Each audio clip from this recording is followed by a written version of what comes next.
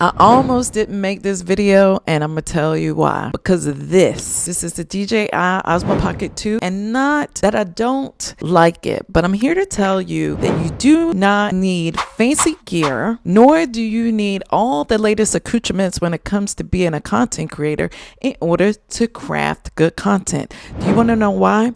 Because that almost held me up from making this. And this is video 2 of 3. It's probably going to be video 2 of 2 because I don't feel like making another video because I've waited 20 minutes in order to download the video from this thing into my phone in order to upload it to CapCut. That's my rant. They ask you how you are, you just have to say that you're fine when you're not really fine. And this video is about whether or not YouTube Shorts is good or bad for your channel as a small content creator. I'm going to get into it. I'm going to give you my opinion because it's just my opinion because I'm not a guru and I do both long form video and I do short form video. I'm not going to string you along. I'm going to go ahead and give you my opinion and the answer to whether or not you should do shorts or not. Is shorts good for your channel or is it bad? It depends.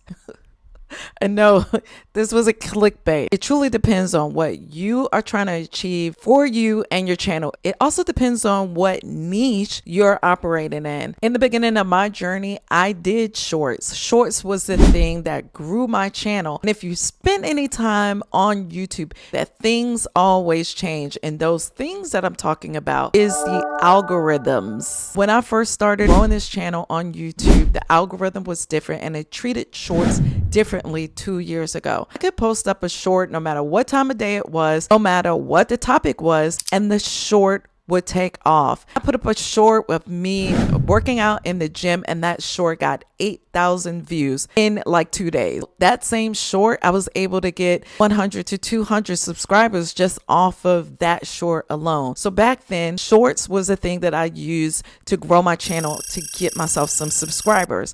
And over time, through various shorts about various things, shorts were working for me and my channel. Not to say that now shorts aren't working, but I do shorts differently because the algorithm has changed in 2 years. And because things have changed, I've decided to change up how I do my shorts. Did I stop doing shorts? Absolutely not. But I changed how I did my shorts. Now I use my shorts as bookends to my content, and I don't do it for every single video. I don't, because you know why? I don't have time, because the time that it takes for me to craft a short, to edit the short, and to put all the thought in the shorts, that same time I can use doing long form videos. Not only that, when I decide to do a short, I do use Nexus clips to help me to repurpose my content. But because I like to perfect my craft, I also edit my shorts that I do in Nexus clips. So whether you're using Nexus clips or Opus clips,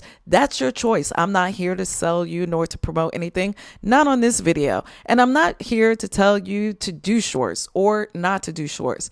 You need to try different things on your channel and at different stages in your YouTube growth journey. Unless you try things and test things, you will not know what works and what doesn't work for you, your channel, your niche, and your audience. Not to mention that, what about your time? What about your talent? Are you a good editor? Do you have the money to have all the software that's required to do shorts? Well, technically, you don't even need software to do shorts because you can do shorts on YouTube because YouTube has its own editor for shorts. For some people, especially some of my clients, if they only have time to do shorts because they're trying to build up their content creation muscle, they're trying to grow their audience, they're trying to be consistent, I will tell them to do shorts because my main concern is for them to get out their message, to connect with their community, and to grow their audience by connection. It's not all about if you're going to gain 1,000 subscribers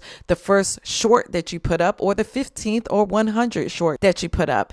It's about growing your audience and growing yourself as a content creator with regard to your skill set. And the only way how you're going to do that is by doing the reps and set. So again, Is doing shorts good or bad for you and your channel? That is for you to decide. I'm excited because I am going to be partnering with my friend Learn with Trey, who has lots more experience than I do, who will tell you his opinion on YouTube shorts. And I can't wait to have that conversation with him because I like to synergize. I like to get more information because that is how we learn and grow together, not just on YouTube, but as a community. Now, I'm going to say this about YouTube shorts. When you do YouTube shorts, you should have a strategy for shorts. For example, I have a client who is doing long form videos and short form videos. She just happened to be in the real estate niche. Her channel is Angel Sales ATLs. She is a small channel. I'm going to leave her channel here. And if you want to know about real estate and if you want to connect with her, I want you to check out her content and I want you to grow with her community.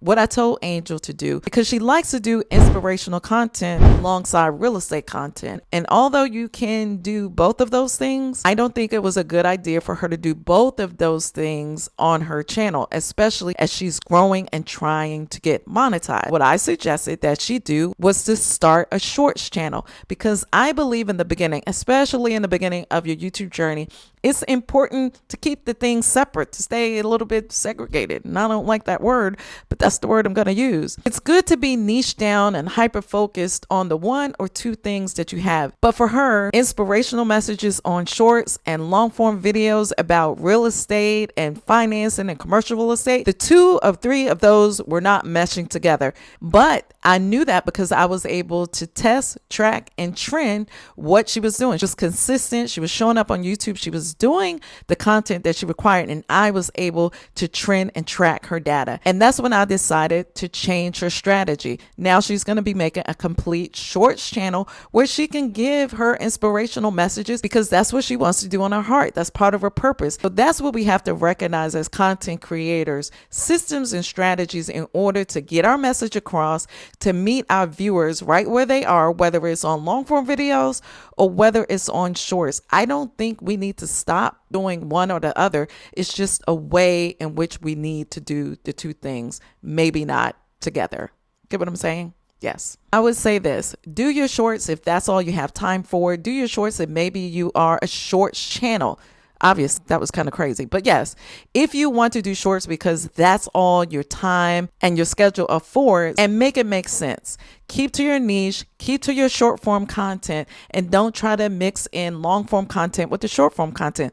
I have other clients that does that as well. Kim the Mystic, she does a lot of shorts on her channel, and she has tried to mix in long form content, but she has 1 to 2 other channels that she's working on. So until we get enough data to see if shorts working or if shorts need to be a standalone format, then we're going to keep doing what we're doing, which is creating content. I want to share with you what truly is important when it comes to shorts, because shorts, my loves, my dears, has changed. Before, we used to put up shorts, and shorts would have been pushed to only shorts viewers, and our long form viewers would see our long form content. Our short form content will be shown to our subscribers, to our audience, but for the most part, each of those audiences were not together. But now things have changed. The audience pool is together, and not only that, when you put up a short, you get credit for just putting up the short. You get credit for having a view even when people are swiping and not necessarily staying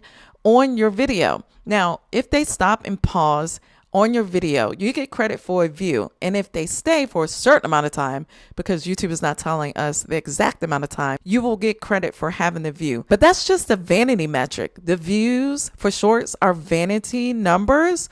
What the real number that they track is engaged viewers. What is an engaged viewer? Someone who might like your short, someone who might comment on your short, someone who might share that same short on or off platform. That is called an engaged viewer, and that is the thing that YouTube likes. Customer satisfaction, and that is how YouTube is going to continue to push your content, whether it's short form or whether it happens to be the long form that you may have on the channel with your shorts. Now, here's my final take on whether or not shorts are good or bad for your channel. I'm neither. I'm all about creating content that brings value to your viewer and being consistent with the message that is on time for your viewers. And if you thought this video was the final verdict where I was the one to tell you that shorts was good, or shorts was bad, well, sorry to disappoint you. And it wasn't clickbait, because I always keep it real on my channel, because I'm the realist Reva.